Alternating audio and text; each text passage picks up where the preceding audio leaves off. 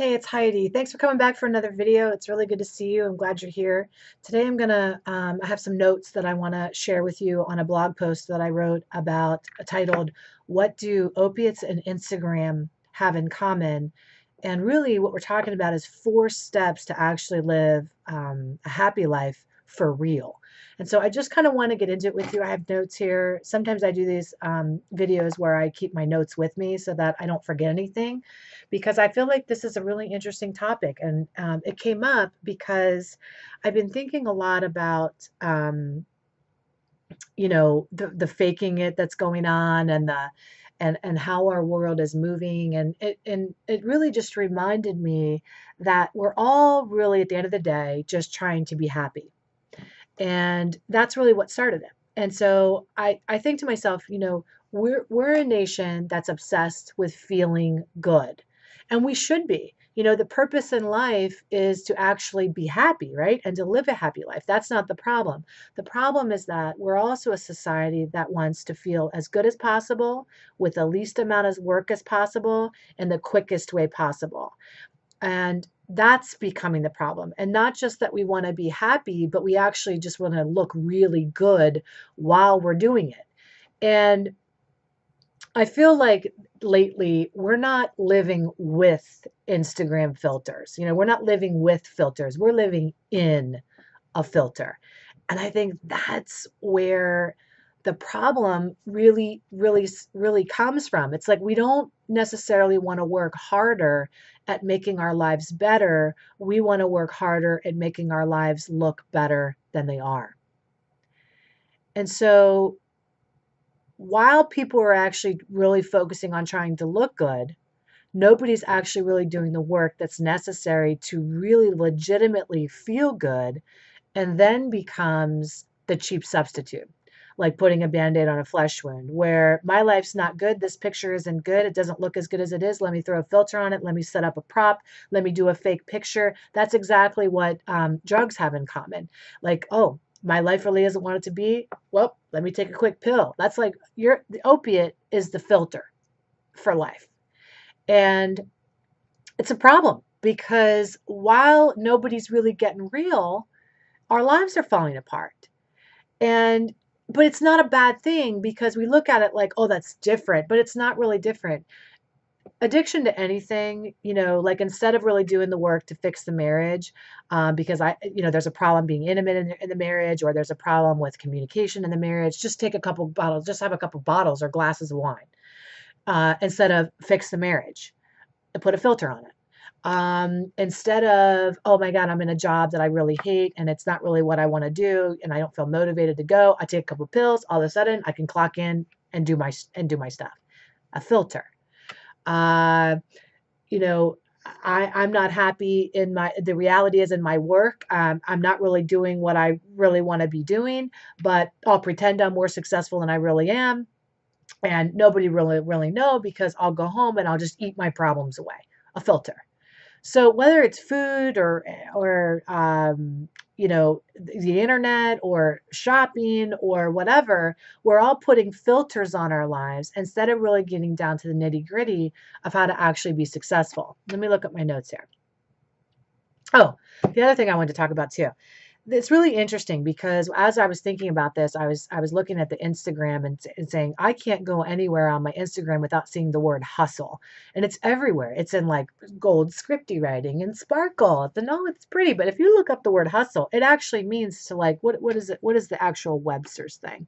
To force someone to move hurriedly in a very specified direction. In other words, to manipulate, to like move people where you want to move them by hustling them to see something that isn't there.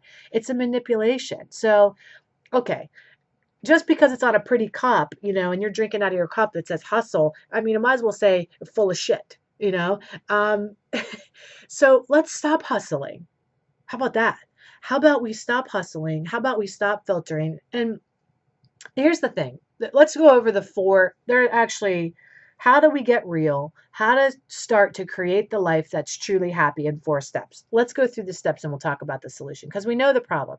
Instagram's a filter for life, and so is whatever else substance or phony thing that we happen to be doing. And look, sometimes in my industry, it's not just, and I work in addiction and I also work in self-help.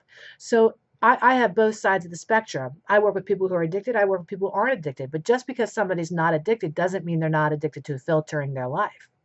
Their drug of choice might be different. Maybe theirs is pretending to be fine all the time, or pretending to be okay all the time, or pretending to have their shit together when they really don't, just because their filter isn't getting high. It's all a filter at the end of the day. It's all a substance to pretend that I'm better than I am, or to minimize the life that's really hurting me. Right? You can't judge people's substances just because you don't choose heroin, you choose faking it. Right? It's so all right, let's talk about how to get real. Number one, we get honest with what's really going on. So that means that we make a decision to stop bullshitting ourselves and the people around us. Like I said, in the self-help industry, it's like a lot of people want to pretend to be they're awesome all the time. When you ask them how they are, they're amazing. And I'm not talking about an Instagram filter where like you actually went to the mountain and you put a filter on it and it's more beautiful, but you actually were there and you did have an amazing time. I'm talking about even in my industry where there's a woman selling her program on a yacht, like a picture with her on a yacht. Meanwhile, she can't even pay the freaking rent on her studio apartment. Like that kind of stuff, that level of putting, pretending that everything is okay. So if things are not where you want them to be, that you actually just make a decision to get really real about what's really going on with you. And this is true whether it's addiction is on the table or off the table. Being real, you don't have to get to the point where you're addicted to something for happiness, for your life to be like unmanageable, right? It can be unmanageable just because what you're managing isn't even the real shit that you're supposed to be managing. You're managing a fake life. It's not even really your life. So get real about what's really going on with you and then seek out somebody where you can talk about it. Get a life coach who's going to help you once you start to like lift the veil and you're saying, hey, listen, I'm really not okay.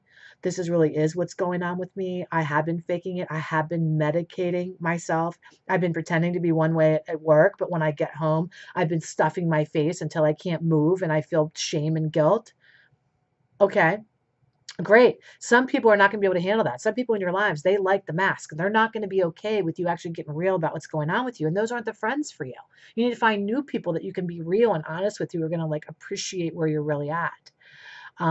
Or if it is really serious and you've been depending upon something as a filter for a really long time, and a different lens to see the world, like it is an opiate that helps you see the world, and deal with it, or it is alcohol that helps you see the world so that you can deal with it. That's your Instagram filter. Then go to a treatment center, check yourself in, and go somewhere where you can cool out for a minute and get your head back on straight. Number two, stop trying to put a Band-Aid on a flesh wound. What's a Band-Aid on a flesh wound? That means a Band-Aid on a flesh wound means getting out of the instant gratification mentality. That you do something you think is going to make you feel better in the moment instead of running for the long haul. And, instead of worrying about your social anxiety and taking a Xanax so that you can go to that thing that you want to go to, or having a glass of wine so you can go to that thing you want to go to, you actually sit with somebody and talk about how to connect with people in a way that's authentic and real. And well, that's the same thing, but meaningful to you so that you work on that issue. If your marriage lacks an intimacy, like we talked about, and there's no communication, you actually sit with somebody that can help you come together instead of like just having a couple glasses of wine or bottles of wine or whatever it is so that you can cope. Instead of going to that job that you hate and taking whatever you need to take to like stomach it, you actually quit and get another job. If you aren't, and here's a big one. If you're not happy with your business, okay, and I know a lot of people are doing this right now, they're actually working on branding themselves so that they appear more attractive. They're actually hiring people to brand them so that they look more attractive so they can live a bigger lie. But when in reality, branding is just being more of you. It's just owning all of you. Do you know when I get the most respect from people? It's when I actually am real with them about what's going on with me internally or what I've been through to get to where I'm going, or when I'm real with them and I cut through their bullshit. It's like when I go, hey, Shirley, the jig is up. We all know you're not really as happy. Then she's like, oh, she could finally breathe. It's like, oh my God, finally. This squashing stuff down, this pretending to be okay, putting an Instagram filter on your life, pretending it's better than it is, pretending to be okay, pretending that you're better off than you are, leads to addiction, meltdowns, opiates, bottles of wine, things like that. Do you think just magically one day you're just going to stop having the desire to pretend? Only when the shit hits the fan enough for you. So what I'm saying is let's do an early intervention, right? Let's go now and say, where's my life not working? Where am I slapping a filter on that shit and not telling the truth about what's really going on? So stop putting band-aids on flesh wounds. Okay, number 3, this is really big. A lot of people aren't happy with what's going on in their lives because they're actually not living their lives. They're living somebody else's life, the life that their mother wanted for them, the life that they promised somebody they would do, and now they feel like that they're going to have to live up to some kind of expectation of it. The life that really they thought would make them happy, but when they got in it, they realized it doesn't make them happy at all. When I was early in my business career, when I was a consultant, and I would go around helping businesses and fix them and turn them around. I thought that that's really what I wanted to be doing. I got immense satisfaction out of that, but I was really lonely. I was traveling all the time. I was living in hotel rooms. And you know what? I was empty because it really wasn't as fulfilling as I wanted to be. And I was a binge drinker with an eating disorder behind closed doors. And then I'd go work, put on a suit, make a couple millions of dollars for the people I was working with, and then go home and drink my face off every night. That's the kind of stuff that I'm talking about. It's like pretending it's one way, slapping a filter on it, when in reality, that's not really what's going on with you. So number 4 is, so number 3, decide, like pretend it's the 80s, that there is no Instagram, that there is no social media, and nobody cares. Nobody's watching you. Now what? What do you really want to be doing with your life? What really lights you up and excites you and makes you, eager to wake up in the morning? Sobriety for a lot of people isn't about you get sober and you get happy. Like, no, you do what makes you happy and you get happy, right? And I always say this too, like the sobriety isn't a guarantee for happiness, but the happier you are, the easier it is to stay sober, right? And sober from what? Sober from that jerk off, terrible guy you keep running back to. Doesn't have to be heroin. You could be talking about Joe, who you texted last week, who just is using you, but you keep running back to him because you're unfulfilled in other areas. Okay, you got to think like a broader perspective. Okay, broaden out your perspective of what it really means to have somebody who's, what addiction really is and what you're addicted to. So it's my husband. I can call him back. Okay, so number 4, we take 100% responsibility for our lives and everything in it. And this is huge when it comes to really taking your life to the next level. A lot of the people that I work with, and it might be true for you too, I know your dad did not give you the start that you needed. Your mom was critical, unloving, unsupportive. Your parents might not have given you what you needed. Maybe you're that jerk who left you, blindsided you, abandoned you, and ruined it for the rest of the people after him. And you're still kind of living in that story of what you didn't get, and that's why you're not really able to live into your full potential. So instead of waiting for the proverbial pat on the back, that's probably not coming, or the I'm sorry, that's long coming, it's not going to come, or the I'm sorry, I was wrong, I should never have left you. How about you be your own father? You be your own mother. You be your own lover. And you tell yourself, hi, sometimes we're going to do things in life that don't always make us feel good, but are going to make us feel good about who we are in the long run.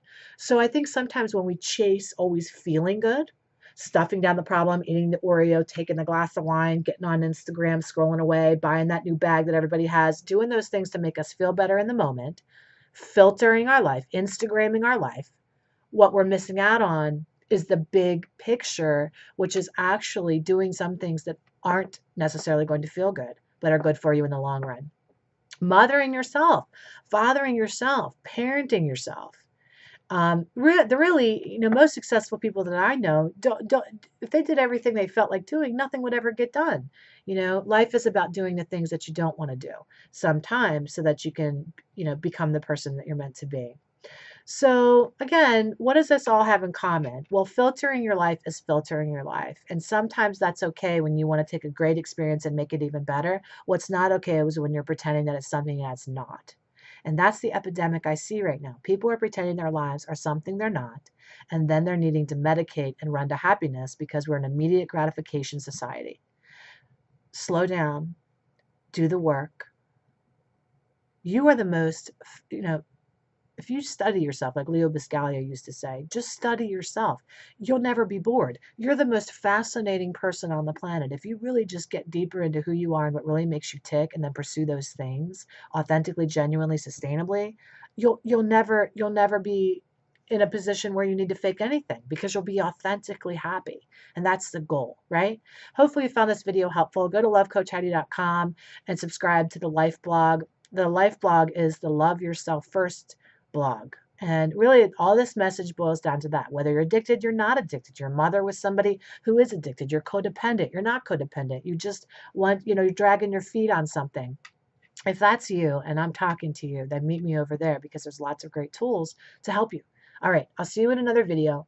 Let me pull this back up so I can say goodbye. I love you. Have a great day. Okay, bye.